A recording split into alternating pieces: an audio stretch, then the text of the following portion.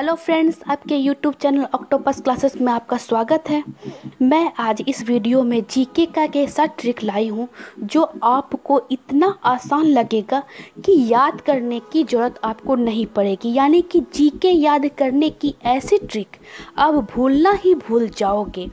मैं तो अपने तरफ से बहुत ही मेहनत कर रही हूँ, लेकिन पर मेरे दोस्तों को ये वीडियो पसंद आ रहा है कि नहीं आ रहा है, मुझे इस बारे में तो कोई इन्फॉर्मेशन नहीं मिल रही है। अगर फ्रेंड आपको मेरा वीडियो पसंद आए तो प्लीज़ मेरे इस वीडियो को शेयर करें, लाइक करें और कमेंट करें, और ज़्यादा से ज़्यादा हो सके तो आप सब्सक्राइब करें, ताकि मैं जो भी वीडियो आप लोगों के लिए डालूँगी वो आपको वीडियो समय समय पर मिलता रहे। मैं अपनी तरफ से तो बहुत कोशिश कर रही हूँ कि अच्छे वीडियो बना सकूँ, अच्छे ट्रिक लाऊँ, जिससे कि आप लोगों को याद करने की ज़रूरत ना हो। अगर आपको हमारा वीडियो पसंद आया हो तो प्लीज़ हमारे चैनल पर बने रहे। तो मैं अब वीडियो को स्टार्ट करती हूँ, ठीक है। आज का ट्रिक है, आज का पहला ट्रिक है, अदिश राशि कौन कौन है। अदिश राशि कौन कौन है, तो अदिश राशि कौन कौन है, इनका ट्रिक क्या है। उसका दाल MSC से आता है। ट्रिक क्या है आज का, उसका दाल MSC से आता है।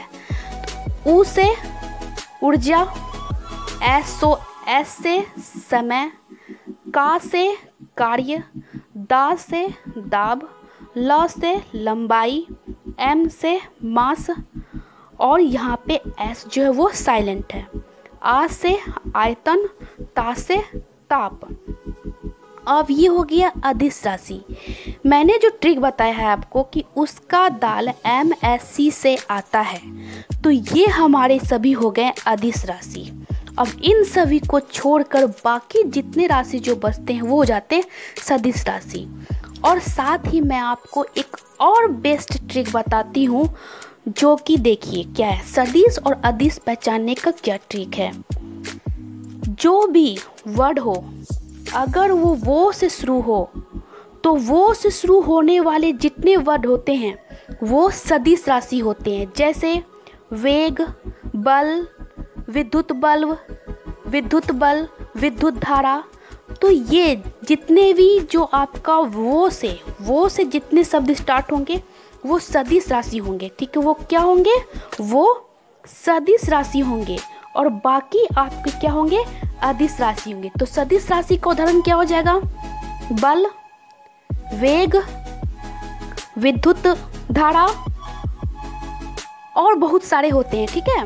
अगर आपको इस चीज को, इस फैक्ट को अगर आप जानना चाहते हो, तो आप या तो SPD हो या फिर बहुत सारे बुक होंगे, लूसेंट ही होंगे, आप उनमें जाइए, ऐसे अदिश राशि को टर्न ओवर कीजिए, पेज को टर्न कीजिए, देखिए जितने सारे वो से वर्ड होंगे वो आपके सदिश राशि होंगे, बाकी जो होंगे वो आपके अदिश राशि होंगे, ठीक है। तो नेक्स्ट हमारा है, नेक्स्ट हमारा क्या ट्रिक है, G8 के सदस्य देश।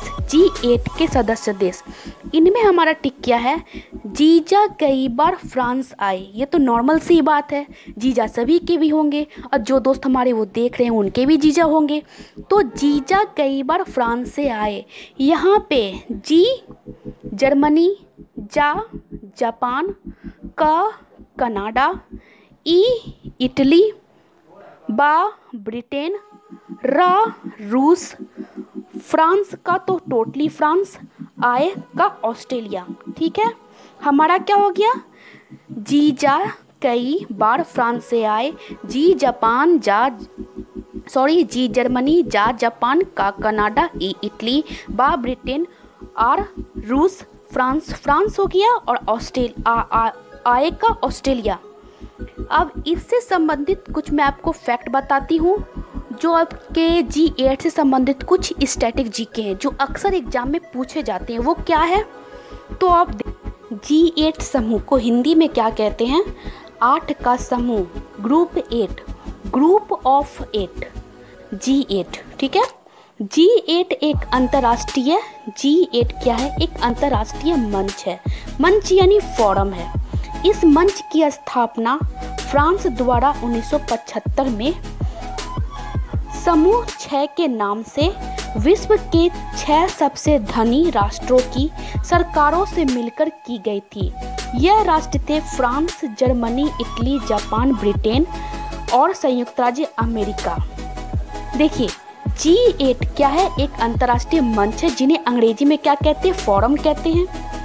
G8 मंच की स्थापना, यह क्या कह दिया? इस मंच आपको ऑप्शन में अगर दे दिया कि G8 की स्थापना कब हुई थी तो आप कंफ्यूज मत होइए आगे यहाँ बोल रहा है कि 1975 में G6 की स्थापना हुई थी। नहीं, अगर आपको ऑप्शन में दे दिया कि G8 की स्थापना कब हुई और ऑप्शन दे दिया 1975 तो आपको 1975 मारना है, क्योंकि जस्ट यहाँ पे दे दिया है कि G8 की स्थापना, इस मंच की स्थापना यानी G8 की स्थापना 1975 में हुई थी।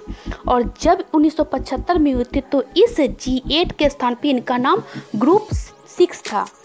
तो ग्रुप 6 में विश्व के जो सबसे धनी राष्ट्र थे, धनी राष्ट्र की सरकारों ने मिलकर G6 की स्थापना की थी। अब इस धनी राष्ट्रों में कौन कौन से राष्ट्र थे? तो फ्रांस था, जर्मनी था, इटली था, जापान था, ब्रिटेन था, संयुक्त राज्य अमेरिका था। फिर इन लोगों को देखकर कनाडा ने क्या सोचा कि 1976 में मैं भी G6 में शामिल हो जाता हूँ। तो आपको पता ही है जब कोई ग्रुप चलता है जिनमें मेंबर की संख्या बढ़ेगी तो उनके मेंबर की संख्या का बढ़ने के बाद जो नाम रहता है वो नाम भी चेंज होगा।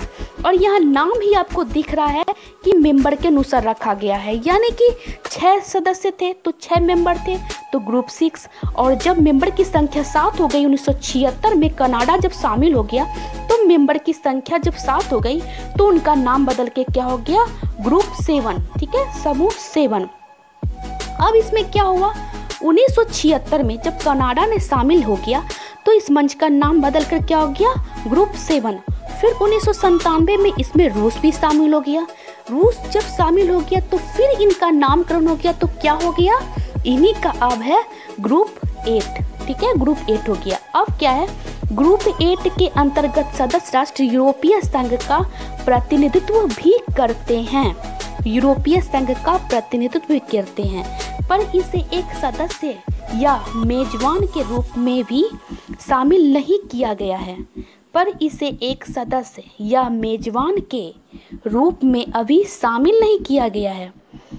नेक्स्ट हमारा क्या कह रहा है कि समूह 8 को इसके सदस्य राष्ट्रों या वार्षिक रूप से होने वाले समूह 8 रूप में सभी शामिल नहीं किया गया है। ये रिपीट हो गया था।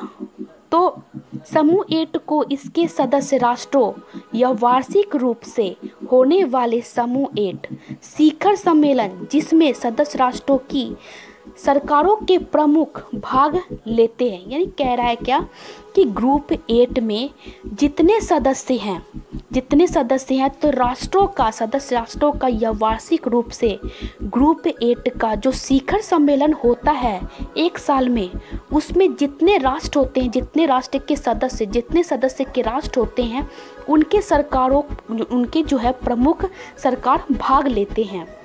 तो बोलता है कि के लिए प्रयोग किया जा सकता है, भाग लेते हैं। प्रत्येक वर्ष इस वर्ष की मेजबानी का दायित्व सदस्य राष्ट्रों में इस क्रम से घूमता है, यानी कि जब G8 का जब शिखर सम्मेलन प्रति वर्ष होता है तो उनकी मेजबानी भी जितने मेंबर हैं सारे करेंगे।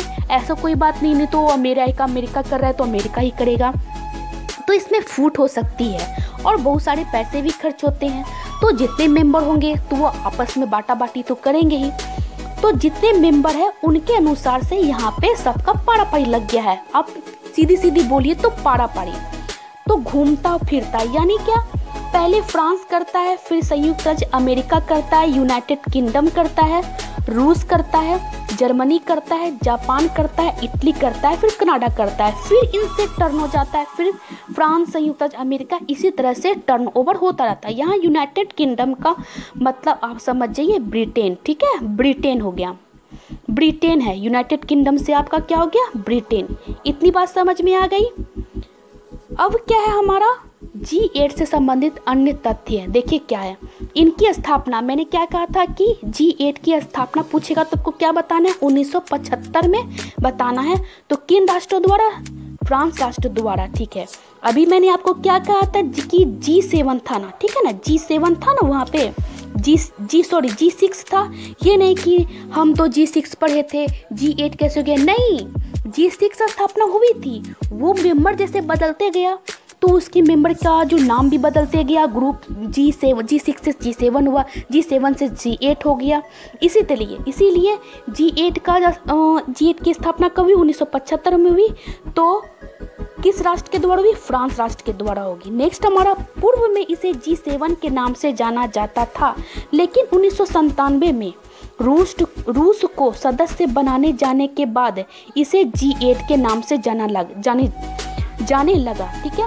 लेकिन 2014 में रूस को हटाए जाने के बाद अब फिर से ये ग्रुप का नाम G7 हो गया। ओह, आपका एक क्वेश्चन और बन सकता है, ये यूपीएससी बीपीएससी लेवल का क्वेश्चन है। क्वेश्चन क्या कह रहा है कि जो 2014 में रूस को हटाए जाने के बाद जो है G8 का नाम क्या हो गया, तो G7 हो गया है, ठीक है। अब नेक्स्ट हम देखते हैं, नेक्स्ट हमारा जो ट्रिक है, नेक्स्ट हमारा क्या ट्रिक है, संयुक्त राष्ट्र के अस्थायी सदस्य। तो ट्रिक हमारा क्या है, फ्रेश। देखिए, नहाने के बाद फ्रेश हो जाता है, मुंह धोने के बाद फ्रेश हो जाता है। फ्रेश हो क्या, ये तो खाना खा लीजिए, बस यही आपको फ्रेश याद करना है, ठीक है। तो फ्रेश से F से क्या हो गया, फ्रांस, R से रूसिया, रूस, A से अमेरी यानी अमेरिका, C से चाइना, E से इंग्लैंड, ठीक है। तो फ्रेश से France, Russia, America, China, England. अब देखिए, इससे संबंधित ये तो पहले ट्रिक हो गया कि संयुक्त राष्ट्र के अस्थायी सदस्य कौन कौन से हैं, आपसे पूछा जाएगा। तो संयुक्त राष्ट्र के अस्थायी सदस्य कौन कौन से हैं, अब बस नाम याद कर लीजिए, फ्रेश। तो फ्रेश से पता चल जाएगा, France, Russia, America, China, England. इनसे संबंधित इसका हिस्ट्री देखते हैं और क्या क्या क्वेश्चन पूछा जाता है और कौन कौन से इनका फैक्ट है स्ट्रेटेजी के। तो इनसे सबसे पहले क्या है कि संयुक्त राष्ट्र, इनको अंग्रेजी में क्या कहते हैं, यूनाइटेड नेशनल कहते हैं। तो संयुक्त राष्ट्र एक अंतर्राष्ट्रीय संगठन है जिसके उद्देश्य में उल्लेख है कि यह अंतर्राष्ट्रीय कानून को सुविधाजनक बनाने के सहयोग, अंतर्राष्ट्रीय सुरक्षा, आर्थिक विकास, सामाजिक प्रगति, मानव अधिकार और विश्व शांति के लिए कार्यरत है, ठीक है। संयुक्त राष्ट्र की स्थापना, देखिए क्या कह रहा है कि संयुक्त राष्ट्र जो है एक अंतर्राष्ट्रीय संगठन है। अंतर्राष्ट्रीय संगठन का उद्देश्य क्या है कि अंतर्राष्ट्रीय कानून क्या होता है, जैसे देखिए, भारत का सर्वोच्च न्यायालय क्या है, तो उच्चतम न्यायालय सुप्रीम कोर्ट है।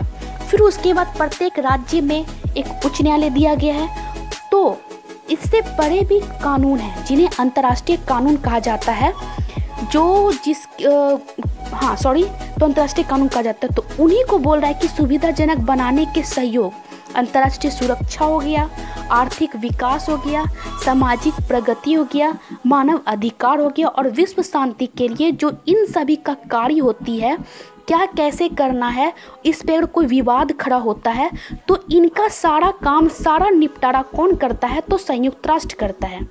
अब है कि संयुक्त राष्ट्र की स्थापना कब हुई थी। अक्सर क्वेश्चन पूछे जाते हैं कि संयुक्त राष्ट्र की स्थापना कब हुई, तो 24 अक्टूबर 1945 को हुई। और साथ ही संयुक्त राष्ट्र का बोलेगा कि दिवस कब मनाया जाता है, तो 24 अक्टूबर को संयुक्त राष्ट्र का दिवस मनाया जाता है। स्थापना जब होगी दिवस हुई उसी से मनाया जाएगा।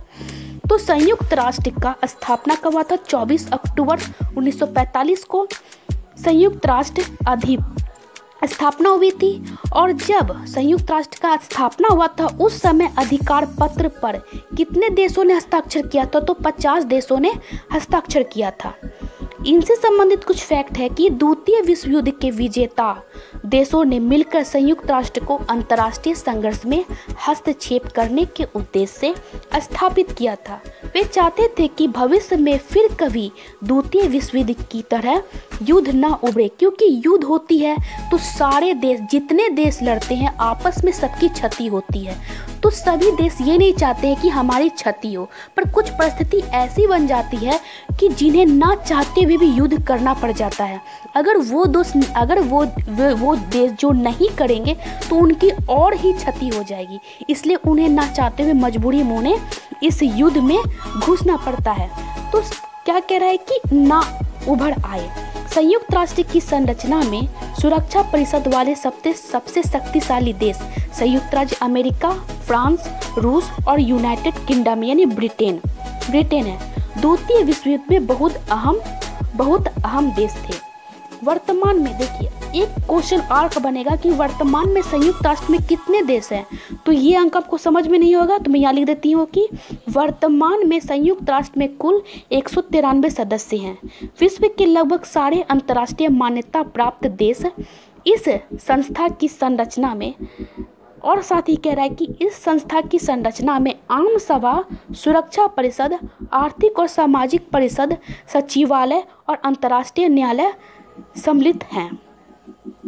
नेक्स्ट हमारा क्या है कि संयुक्त राष्ट्र का मुख्यालय कहाँ है। तो संयुक्त राष्ट्र का मुख्यालय अमेरिका के न्यूयॉर्क शहर में 25 लाख डॉलर के लिए खरीदी भूपति पर स्थापित है। ये हमको नहीं लगता है कि ये क्वेश्चन पूछेगा। अगर ये क्वेश्चन पूछता है तो ये यूपीएससी पे पूछता है और बीपीएससी पे पूछ सकता है, डीपली क्वेश्चन, ठीक है। तो संयुक्त राष्ट्र का मुख्यालय कहाँ है, तो अमेरिका के न्यूयॉर्क शहर में है। अगर पूछ देगा कि इनकी भूपति संपत्ति जो थी वो कितने में खरीदी थी, तो 25 लाख, 25 यानी पता 85 लाख, सॉरी मेरे थोड़ा सा सॉरी इसके लिए, तो 85 लाख यानी 85 लाख में इनकी खरीदी हुई थी। किसमें, तो डॉलर में थे। इस इमारत की स्थापना प्रबंध एक अंतर्राष्ट्रीय शिल्पकारों के समूह द्वारा हुआ था। इस मुख्यालय के अलावा और अहम संस्थाएं जिनीवा, कोपेनहेगन आदि भी आते हैं। यह संस्थाएं संयुक्त राष्ट्र के स्वतंत्र अधिकार क्षेत्र तो नहीं है, परंतु उनको काफी स्वतंत्रता दी गई है। नेक्स्ट, संयुक्त राष्ट्र ने 6 भाषाओं को राजभाषा स्वीकार किया गया। संयुक्त राष्ट्र ने क्या किया है, ओनली 6 भाषाओं को राज्य भाषा यानी संयुक्त राष्ट्र का राज्य भाषा, ठीक है, स्वीकार किया। तो उनमें क्या है, अरबी है, चीनी है, अंग्रेजी है, फ्रांसीसी है, रूस है, स्पेन है। लेकिन इनमें से केवल 2 भाषाओं को संचालन भाषा माना जाता है, यानी अंग्रेजी और फ्रांस को माना जाता है। यानी बाकी जो अरबी हो गए हमारी, चीनी हो गए, फ्रांसीसी हो गए, रूसी हो गए, स्पेन हो गए, इन सभी भाषाओं को संचालन यानी प्रयोग नहीं किया जाता। अंग्रेजी और फ्रांसीसी का प्रयोग किया जाता है। स्थापना के समय केवल 4 भाषाएं स्वीकृति की गई थी। स्थापना यानी संयुक्त राष्ट्र संगठन का जो स्थापना हुआ था 24 अक्टूबर 1945 था ना, हाँ 45 में जब स्थापना हुआ था, उस समय चीनी, अंग्रेजी, फ्रांसीसी, रूस को ही 4 भाषाएं को मान्यता दी गई थी। और 1973 में अरबी और स्पेन को भी सम्मिलित किया गया। क्वेश्चन पूछ सकता है कि अरबी और स्पेन भाषा को संयुक्त राष्ट्र संघ में कब सम्मिलित किया गया था, 1973 में किया गया था, ठीक है। इन भाषाओं के बारे में विवाद उठता रहा, सही उठेगा, क्योंकि 6 भाषाओं के क्यों दिया, हिंदी को क्यों नहीं दिया, इसको क्यों नहीं दिया, बहुत से विवाद उठते ही रहते हैं। लेकिन इस पे कोई बहस होता नहीं है, वो बाद में दब जाते हैं। कुछ लोगों का मानना है कि राजभाषाओं की संख्या 6 से 1 अंग्रेजी तक घटना चाहिए, 6 से 1 तक घटना चाहिए, यानी उसको अंग्रेजी को घटाना चाहिए। परंतु इसके विरोध में वे जो मानते हैं कि राजभाषाओं को पढ़ना चाहिए, इन लोगों में से कोई का मानना है कि हिंदी को भी संयुक्त राष्ट्र संघ की आधिकारिक भाषा बनाना चाहिए। सबका मानना अलग होता है। कोई बोल रहा है कि अंग्रेजी को घटाना चाहिए, कोई बोलता है कि हिंदी को जोड़ना चाहिए। ऐसे विवाद अक्सर होते रहते हैं। संयुक्त राष्ट्र अमेरिकी अंग्रेजी की जगह ब्रिटिश अंग्रेजी का प्रयोग करता है। ओ क्या है, तो अंग्रेजी की जगह ब्रिटिश अंग्रेजी का प्रयोग करता है। 1971 तक चीनी भाषा के परंपरागत अक्षर का प्रयोग चलता था। यहाँ पे आपको दिख नहीं रहा होगा, तो क्या बोल रहा है, 1971 तक चीनी भाषा के परंपरागत अक्षर का प्रयोग चलता था, क्योंकि तब तक संयुक्त राष्ट्र ताइवान की सरकार को चीनी का अधिकारी सरकार माना जाता था। यानी 1971 तक जो है एक संयुक्त राष्ट्र जो ताइवान है वो ताइवान के सरकार को चीनी का अधिकारी सरकार माना जाता था। यानी कि उस समय ताइवान जो था वो सरकार में वो चीन में मिला हुआ होगा। जब ताइवान की जगह आज के चीनी सरकार को स्वीकार किया गया संयुक्त राष्ट्र ने सरलीकृत अक्षर का प्रयोग प्रारंभ कर दिया गया। ठीक है, आप देखिए क्या है कि सुरक्षा परिषद में कितने सदस्य होते हैं। सुरक्षा परिषद में कुल टोटल 15 सदस्य होते हैं। तो 5 अस्थायी सदस्य होते हैं, जिनमें आपको पता है चीन, फ्रांस, रूस, यूनाइटेड किंगडम और संयुक्त राज्य अमेरिका। और शेष क्या होते हैं, 10 सदस्य होते हैं। ठीक है, शेष 10 सदस्य होते हैं और 10 सदस्य को 2 साल के कार्यकाल के लिए क्षेत्रीय आधार पर चुना जाता है। ठीक है, ये तो रहा हमारा। अब नेक्स्ट हमारा ट्रिक क्या है, नेक्स्ट हमारा है कि शाहजहां ने क्या क्या बनवाया। शाहजहां ने क्या क्या बनवाया, तो इनका ट्रिक आपका क्या है, मत जा रेशमा दीवानी। क्या बोल रहा है कि मत जा रेशमा दीवानी। म से मयूर सिंहासन, त से ताजमहल, जा से जामा मस्जिद, रे से रेशमा बाग, सा से शाहजहां बाग, म सा मोती मस्जिद, दीवानी से दीवाने आम और दीवाने खास। यानी शाहजहां ने क्या क्या बनवाया, मत जा रेशमा दीवानी, माँ से मयूर सिंहासन, ता से ताजमहल, जा से जामा मस्जिद, रे से रेशमा बाग, सा से शाहजहां, मा सा मोती मस्जिद और दीवानी से दीवाने आम और दीवाने खास। ठीक है, तो एक शाहजहां तो पता ही होगा, शाहजहां के बाद क्या आया था, जहांगीर आया था। तो शाहजहां से संबंधित मैं आपको कुछ स्ट्रेटेजी बताती हूँ। शाहजहां 5वें मुगल बादशाह थे। शाहजहां मुगल बादशाह थे और आपसे पूछा जा सकता है कि मुगल का जो स्थापना किसने किया था। मुगल का स्थापना किसने किया था, तो बाबर ने किया था। ठीक है, पानीपत का प्रथम युद्ध जो हुआ था 1526 में बाबर और इब्राहिम लोदी के बीच, जिनमें बाबर की विजय हुई थी, इब्राहिम लोदी हार गए थे। उसी समय से जो है ना, तो मुगल साम्राज्य की स्थापना हुई थी, जिन्होंने बाबर इसकी स्थापना की थी। तो 5वें मुगल बादशाह से शाहजहां क्या थे, 5वें मुगल बादशाह थे। शाहजहां अपनी न्यायप्रियता और विलासता के कारण अपने काल में बड़े लोकप्रिय रहे, किंतु इतिहास में उनका नाम केवल इस कारण नहीं लिया जाता है। यानी क्या, इतने काम करने के बाद भी उनका नाम नहीं लिया जाता है। नाम क्यों लिया जाता है, शाहजहां का नाम एक ऐसे आशिक के तौर पर लिया जाता है जिसने अपनी बेगम मुमताज बेगम के लिए विश्व की सबसे खूबसूरत इमारत ताजमहल बनवाने का यत्न किया, इसीलिए इनका नाम लिया जाता है। सम्राट जहांगीर के मौत के बाद छोटी उम्र में ही उन्हें मुगल सिंहासन के उत्तराधिकारी के रूप में चुन लिया गया था। पहले शाहजहां थे, उनके बाद चौथा जो मुगल सम्राट कौन थे, शाहजहां थे। 5वां कौन थे, तो चौथा जहांगीर थे, 5वां शाहजहां थे। चौथे कौन थे, जहांगीर थे, 5वां शाहजहां थे। तो क्या बोलता है कि उन्हें मुगल सिंहासन के उत्तराधिकारी के रूप में चुन लिया गया था। 1627 में अपने पिता की मृत्यु के बाद वह गद्दी पर बैठे। उनके शासनकाल को मुगल शासन का स्वर्ण युग कहा गया। क्वेश्चन पूछा जाता है कि मुगल शासन का स्वर्ण युग किस युग को कहा जाता है, तो वही ये जो बोलता है शाहजहां के काल को कहा जाता है। भारतीय सभ्यता का सबसे समृद्ध काल भी इन्हीं को बुलाया जाता है। औरंगजेब और दरा सिकोह के बीच धर्मत का युद्ध हुआ था। ठीक है, पूछ सकता है कि आपको धर्मत का युद्ध किनके बीच हुआ था, तो औरंगजेब और दरा सिकोह के बीच हुआ था। ये आपका कुछ क्वेश्चन है। औरंगजेब और दरा सिकोह के बीच धर्मत का युद्ध हुआ था। धर्मत का युद्ध कब हुआ था, तो 15 अप्रैल 1600 1558 को हुआ था। धर्मत का युद्ध कब हुआ था? तो 15 अप्रैल 1658 को हुआ था। आगरा में बनी जामा मस्जिद का निर्माण शाहजहां ने करवाया था। शाहजहां की पुत्री ने करवाया था। आगरा में बनी जामा मस्जिद का निर्माण जहां आरा, जिनका नाम जहां आरा थी, जहां शाहजहां की पुत्री थी जहां आरा, उन्हीं ने करवाई थी। अब हम आपका जो बताते हैं ये क्या है, काल है। ठीक है, ये क्या है, काल। शेरशाह सूरी का जो काल था वो 1540 से 1545 था। बाबर का काल क्या था? तो 1526 से 1530 था। हुमायूं का काल 1555 से 1556। जहांगीर का काल 1605 से 1627। हुमायूं का काल 1530 से 1540।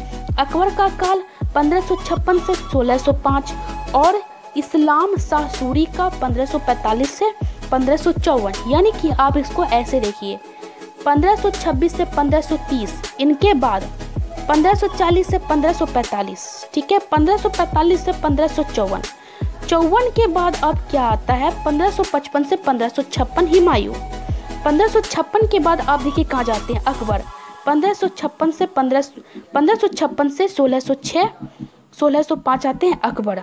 अकबर के अब देखिए 1606 से 1627 तक जहांगीर आता है। ये इनका, आप इनसे आप देखिए मुस्लिम शासक के आपका नाम याद हो सकता है और इनका कार्यकाल का नाम याद हो सकता है।